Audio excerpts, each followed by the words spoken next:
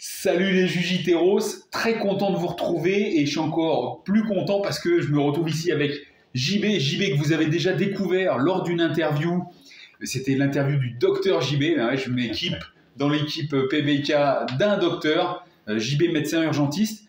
Et JB, je t'ai sollicité aujourd'hui parce que j'aimerais qu'on fasse tomber des barrières à propos de la viande rouge.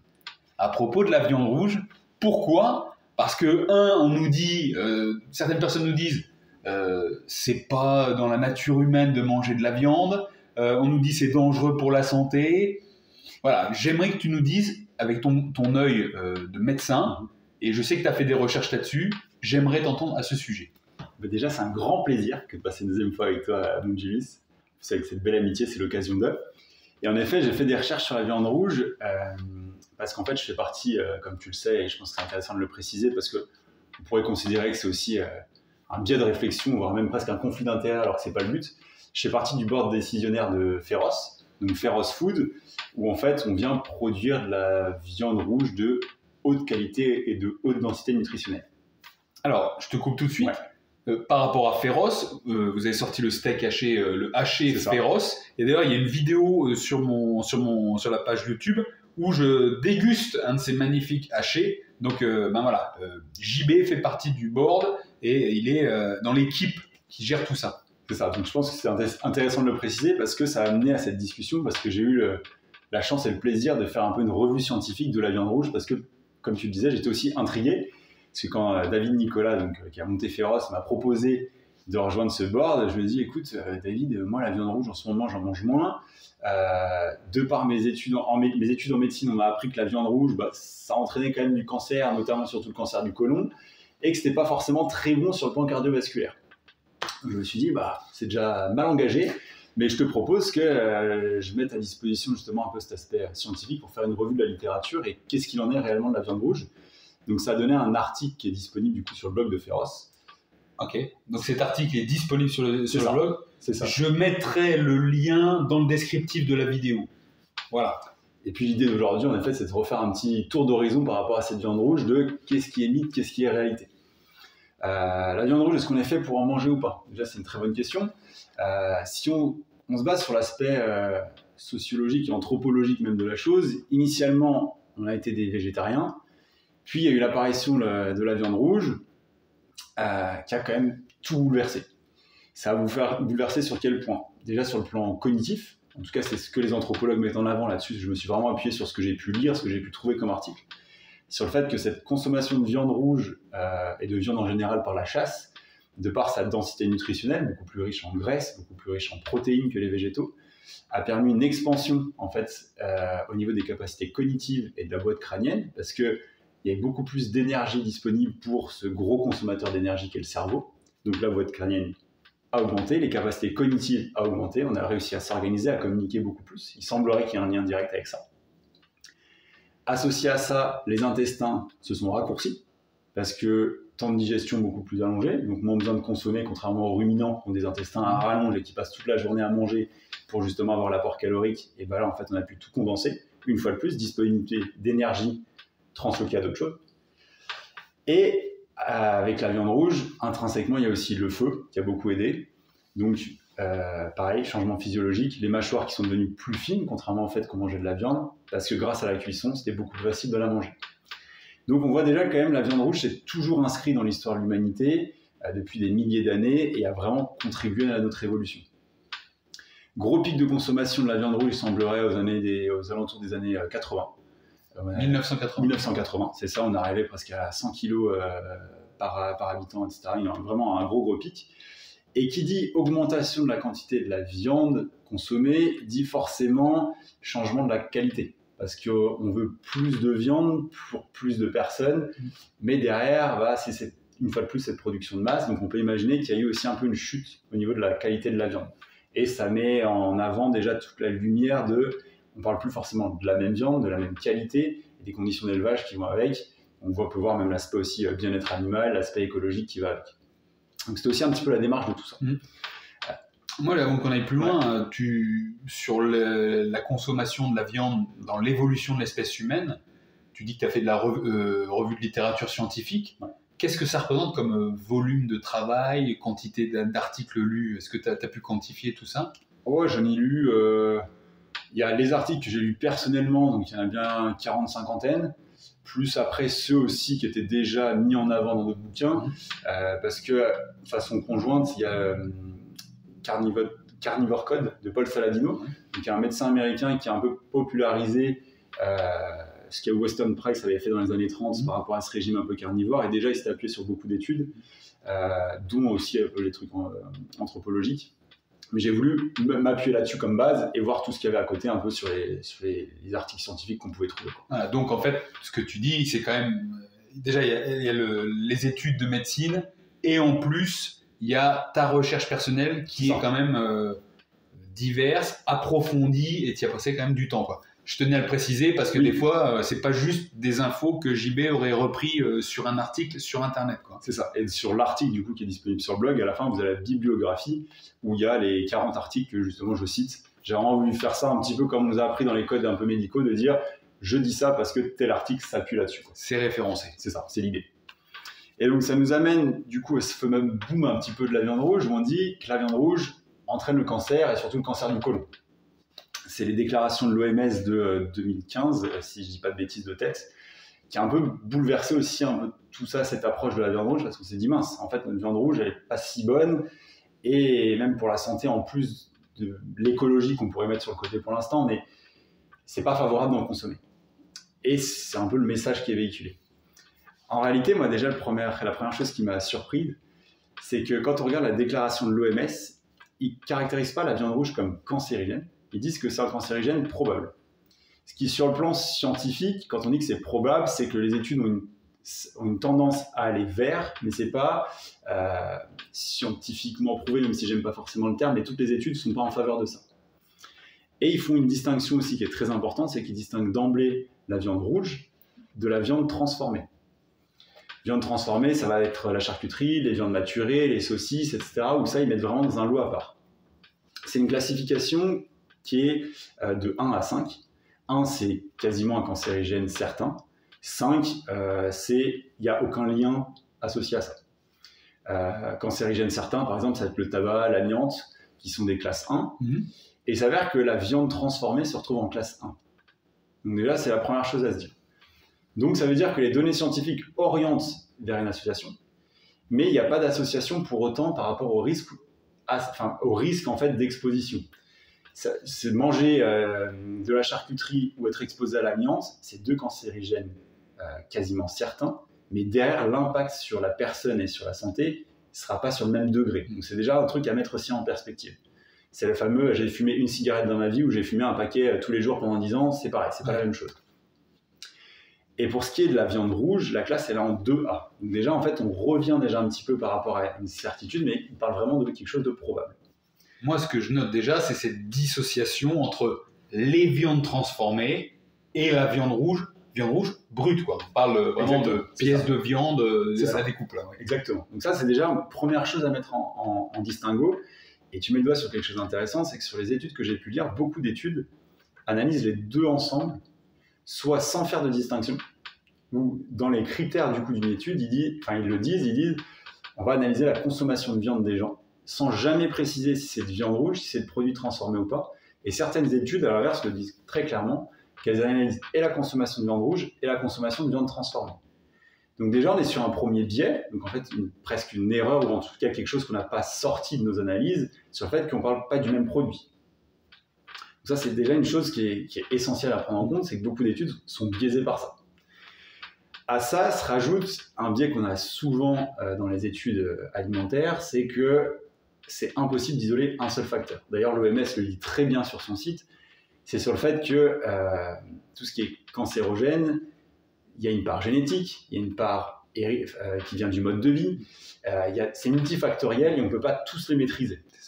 C'est le principe de la personne qui a un cancer du poumon et qui n'a jamais fumé de sa vie.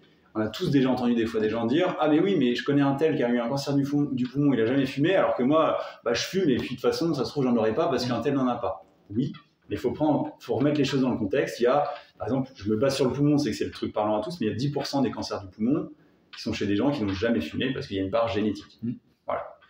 La viande rouge, déjà sur cette analyse, on dit tiens, peut-être qu'on n'est pas tous à égalité là-dessus.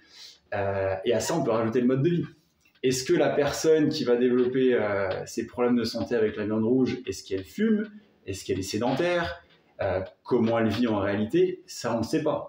On pourrait même prêcher aussi la paroisse dans le sens, se dire que quelqu'un qui est végétarien est déjà plus sensibilisé à son alimentation, donc va faire potentiellement plus de sport ou plus attention, et inversement, du coup, ça va en faveur des végétariens. Là, en tout cas, si on se centre sur la viande rouge, ça, c'est un biais qui est rarement, voire jamais pris en compte.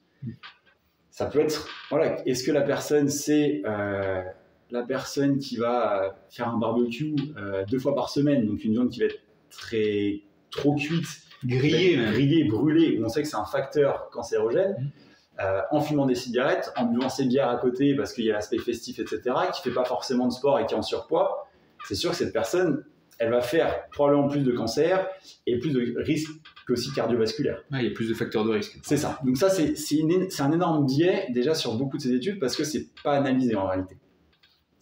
Et quelque chose qui est rarement analysé également, c'est la qualité de la viande. Est-ce qu'on parle d'une viande qui n'a jamais vu l'extérieur, qui n'a jamais couru en extérieur? Alors moi, on parle d'animal. D'animal, c'est vrai. Voilà, on parle d'animal avant tout. C'est vrai que c'est moche ce que j'ai fait. J'étais concentré sur mes steaks, mais c'est vrai. De savoir si un animal, il voit pas la lumière du jour, il est bourré d'antibiotiques, ils sont 50 dans 10 mètres carrés, c'est juste pas humain. C'est vrai que c'est peut-être pour ça que j'ai fait d'ailleurs le parallèle avec la viande, c'est qu'en fait là, c'est même plus un animal, c'est malheureusement des bêtes d'élevage qui sont en souffrance tout le temps. Ouais. Ou est-ce que en fait c'est une bête qui a pu courir dans le pâturage, qui a pu manger tous les petits insectes, manger des fois aussi elle mange des pommiers, des choses comme ça. Ça change complètement tout. Et ça, il y a de plus en plus d'études qui montrent que en fait on est ce que l'on est. C'est un peu ce que tu prônes aussi sur ta chaîne, que ce que tu vas manger, c'est ce que tu vas pouvoir produire par la suite. Et le raisonnement, il peut être aussi applicable justement sur ces bêtes. Tout à fait. Et ça change complètement le produit, j'ai envie de dire, fini derrière.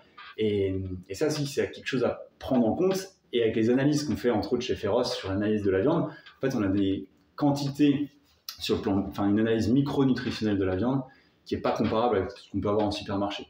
Donc déjà, ça met une deuxième chose en compte, c'est de se dire, mais d'accord, quelle est la viande et surtout, quelle viande on mange?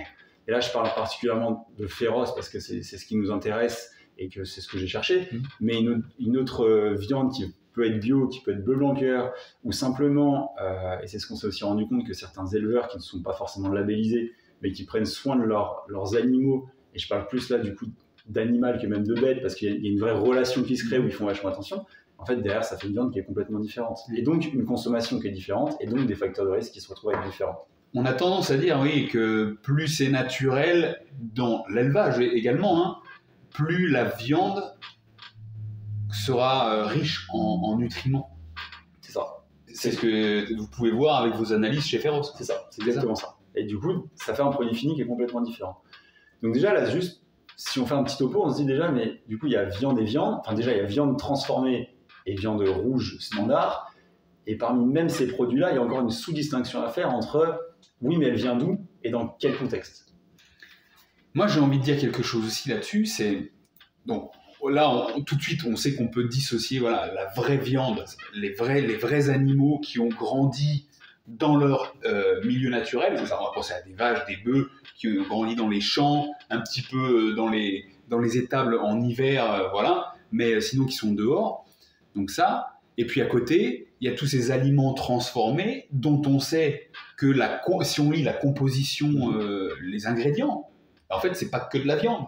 Ni de la viande et du gras, c'est aussi de l'amidon qu'on rajoute dedans, c'est du sucre, du dextrose, des acidifiants, des ci, des là. Donc c'est aussi tout ce combo qu'on vient rajouter dans de la viande qui au final n'est plus de la viande. Exactement, qui se retrouve avec une viande ultra transformée, on peut même dire.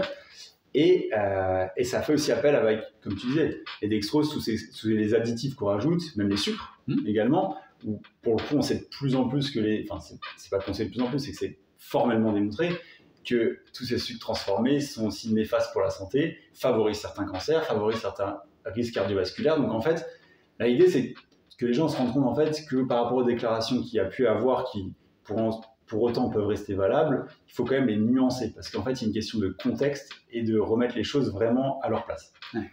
Si on prend l'exemple, par exemple, sur les risques cardiovasculaires, donc, qui est une autre critique de la viande, donc le fait que la viande, c'est plus gras, qu'il y a un risque de faire plus d'infarctus, d'AVC, de choses comme ça, en fait, c'est pareil. Une fois de plus, il faut être nuancé. La viande, j'étais agréablement surpris de découvrir que c'est 35-45% de graisse saturée, 35-50% de monoinsaturés, donc les oméga 9. Le polyinsaturé, donc oméga 3 et 6, ça représente à peu près 5 à 25%. Et les acides gras trans, moins de 0,5%. J'ai tout détaillé sur l'article un petit peu à quoi ils servent, etc. Mais il faut se dire que les monoinsaturés, c'est l'huile d'olive, on les adore, c'est génial, c'est super bon pour la santé. Le polyinsaturé, c'est pareil, on les aime bien, ils sont géniaux pour la santé, mais de plus en plus, on se dit attention, un peu trop d'oméga 6 par rapport aux oméga 3, manger plus de poissons gras, on va y revenir sur justement cet équilibre entre les deux. Les saturés, ils font encore débat. Et par contre, les trans ne font pas débat, c'est-à-dire que c'est eux qui sont cancérigènes, il ne faut pas en manger. Les acides gras trans, on les a par exemple dans notre beurre quand on le fait trop cuire. Ça va créer en fait des composés qui sont toxiques et qui ne sont pas bons pour la santé. Et qui peuvent être des fois disponibles dans d'autres produits, de toutes les graisses qui sont entre guillemets pas bonnes.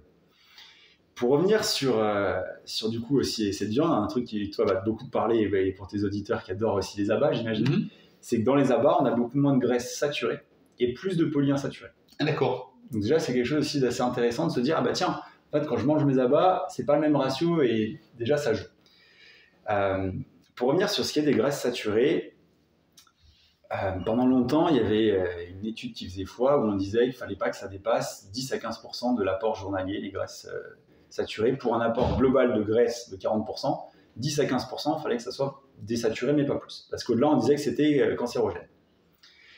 Pareil, ça, on en revient de plus en plus sur plusieurs facteurs. Il y a d'ailleurs un article qui a été écrit sur le Journal européen de cardiologie, donc c'est quand même censé, les cardiologues, les facteurs de risque cardiologiques, c'est quand même leur dada, où ils se rendaient compte qu'en fait, ce risque était pas vrai, et qu'une fois de plus, ça dépendait de la qualité de ces graisses, et qu'en fait, ces graisses saturées pouvaient même être bénéfiques sur la santé, parce qu'on revient aussi, c'est l'éternel débat qui pour l'instant reste par rapport au cholestérol. Est-ce que c'est du cholestérol qu'on fabrique? Est-ce que c'est le cholestérol qui est apporté? Quelle est la réalité des faits là-dessus? En fait, par rapport à ce qu'il y a il y a 10 ans, on prend vraiment un pas de recul par rapport à tout ça. Et qu'entre autres, cette graisse saturée, l'aspect potentiellement néfaste, pouvait être compensé par un ratio oméga 3 oméga 6 favorable. Un ratio oméga 3 oméga 6 favorable, ça veut dire que on est sur une balance de 5 oméga 6, 4 ou 5 oméga 6 pour 1 oméga 3. Il faut savoir que généralement, en Occident, on est plutôt à 10 à 30 pour 1. Ah ouais, c'est horrible. C'est ça. Et ça, en fait, une fois de plus, on vient dans un excès, on nous dit manger des polyinsaturés, c'est génial, mais en fait, on mange trop d'oméga 6 qui semble démontrer de plus en plus, c'est qu'à haute dose deviennent inflammatoires. Donc inflammation, problème de santé, potentiel cancer, potentiel facteur de risque cardiovasculaire, et c'est le serpent qui se mord la queue. Et on ne dit pas que les oméga 6 sont mauvais pour la santé, là. Non, on dit juste que c'est le déséquilibre oméga 6, oméga 3 qui perturbe. Qui perturbe. Et ce qu'on s'est rendu compte, c'est qu'en fait, avec une viande de bonne qualité, sur une bête, sur un animal qui a pu grandir en pâturage, en fait, ce ratio oméga 3, oméga 6, on est à 1 pour 3. Donc en fait, naturellement, la nature a fait en sorte que ces bêtes qui sont heureuses, qui vivent de façon normale, en fait, ont un ratio de polyinsaturés qui est très intéressant pour la santé. Donc déjà, ça fait, une fois de plus, un biais de se dire, mais là, en fait, on ne parle pas de la même viande. Il y a potentiellement une viande qui peut être pro-inflammatoire et l'autre qui, du coup, le serait presque moins. Donc, dans les steaks hachés féroces, donc dans le haché féroce, on a rajouté en plus des abats, où on vient en plus contrebalancer ça. On tombe sur quelque chose du coup qui peut être assez intéressant. Intéressant, hyper qualitatif quoi. C'est ça. Donc l'idée c'est vraiment de se dire c'est que sur la viande rouge, il y a des viandes rouges et que tout dépend de la viande rouge qu'on va consommer. Et qu'à l'heure actuelle, à la lecture des articles scientifiques, j'ai envie de dire, mais surtout des revues de littérature, c'est de se dire que tous les produits ne se valent pas. C'est comme c'est exactement le même raisonnement que sur les légumes ou les fruits. Ouais. En fonction de leur provenance, de comment ils ont mûri, est-ce que vraiment ils ont vu le soleil ou pas, est-ce qu'ils ont simplement fait leur maturation dans un camion à l'ombre alors qu'ils ont traversé la France, derrière le produit fini il n'a rien à voir. Ouais. Et je pense que vraiment le message clé par rapport à la viande, c'est de se dire la viande est bonne pour la santé, qu'il faut nuancer tout ça. Tout dépend de la qualité et aussi la quantité de la viande que vous allez pouvoir manger, parce qu'une fois de plus, tout est une question de balance, et que le but, c'est d'en manger peut-être moins souvent, et de se concentrer sur d'autres apports de protéines, mais vraiment miser sur la qualité. Sur la qualité, la provenance, des circuits courts, une bête qui a été en pâturage, et qu'en fait, derrière, votre corps va vous remercier, parce qu'il vaut mieux manger 1 kg de viande de pâturage qui est super bonne pour votre santé, que peut-être 500 grammes en fait, d'une viande ultra cellophanée et industrielle. Moi, quand je t'écoute, tu vois, j'y vais, je pense à mon père qui me disait qu'à l'époque, quand il mangeait de la viande, c'était 1 fois par semaine. Et pourtant, c'était des solides. Les gars bossaient dans les champs, toi, ils avaient des épaules comme ça, des bras, ils étaient endurants. Mais ils mangeaient de la viande 1 fois par semaine. Mais c'était de la viande d'un bœuf qui avait grandi dans le champ. C'était local, il n'y avait pas de cellophane, de plastique, il n'y avait pas de produits transformés, c'était brut. Et ils avaient de la qualité. De la qualité. Retour aux sources, quoi. C'est ça. Et ils mangeaient toute la bête. Toute la bête. C'est-à-dire, c'est aussi ça l'idée en plus, j'ai envie de dire, écologique d'une certaine façon, c'est de se dire, arrêtons de manger que le muscle, qui est le plus pauvre sur le plan nutritionnel, mangeons toute la bête. Moi, c'est aussi là-dessus qu'on s'est beaucoup rejoint sur ta cuisine là-dessus, c'est de se dire, mais en fait, il y a des parties qui sont jetées, données aux animaux, parce qu'en fait, du coup, c'est souvent dans les croquettes pour animaux, etc., parce qu'on ne sait pas quoi en faire, quand c'est recyclé, et déjà, c'est le premier pas. Mais en fait, il n'y a pas que le muscle. Et tous les autres morceaux, donc tous ces abats, sont bénéfiques pour la santé. Et une fois de plus, c'est une question d'étaler ça. On peut même jusqu'à la dire que normalement, une bête suffit largement à une personne pour une année. Oui. Donc en fait, si tout le monde venait à manger aussi de façon plus variée leur viande sur différents apports, différents morceaux, et ben en fait, on résout aussi le problème de ce problème écologique où on dit que la viande n'est pas écologique, etc. Et c'est pareil, c'est aussi source à débat parce que des fois, les chiffres qu'on voit par rapport à l'eau, on confond entre l'eau de pluie avec l'eau totale et vraiment l'eau qu'on va apporter. Bref, on ne va pas rentrer dans ce débat, je pense qu'il y a des gens qui le feront bien mieux que nous. Mais en fait, voilà, de se dire qu'avec le but, c'est ça, c'est d'apporter cette nuance et ce raisonnement, de se dire, en fait, qu'est-ce que je mange et pourquoi, et donc dans quelle mesure. Très belle conclusion. Magnifique. Écoute, JB, merci. Les Jujiteros, j'espère que vous en avez pris plein les oreilles. Je vous rappelle, la revue scientifique, la revue de lecture scientifique, ce sera le lien dans le descriptif de la vidéo. Si ça vous a plu, n'oubliez pas de liker, commentez si vous voulez dire quelque chose là-dessus. Si vous avez d'autres questions, on se fera un plaisir de vous répondre. Et puis, on vous dit à la prochaine. Allez, paro! À bientôt.